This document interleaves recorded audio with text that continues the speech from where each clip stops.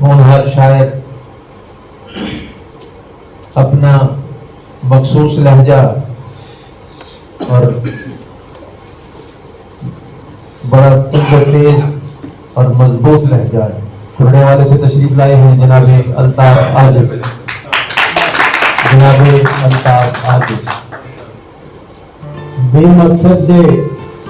बेमकसद जे लोकां दी तो मुक्के ते फिर सोचो। वाह वाह माशाअल्लाह। बेमकसद जे लोकां दी तो मुक्के ते फिर सोचो। लोग जावन जे मफरूज़े या तुक्के ते फिर सोचो।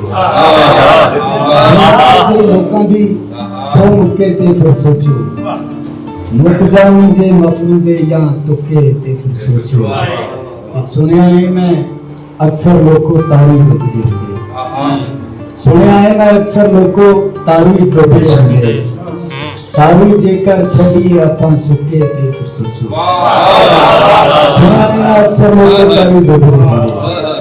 तारी जेकर छड़ी अपन सुके ते फिर सोचो। सत भाई शेर बेटवी की पारक दे सिर परिया दीपा गराल में सारे बनो। पारक दे सिर परिया दीपा गराल में सारे बनो। जीरो इको पासे दी गल चुके फिर सोचो। जीरो इको पासे दी गल चुके क्या बात सोचो। गजरे मैं तेनू प्यार कीता भूल कीती। मैं तेनू प्यार कीता भूल कीती।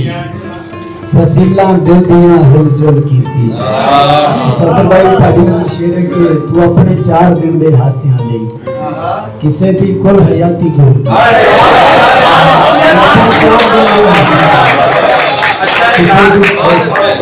बहुत अच्छे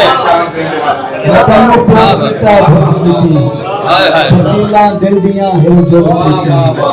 तू अपने 4 दिन दे हासियां किसे थी कुल हयाती को कीती। किसे थी कुल हयाती को कीती।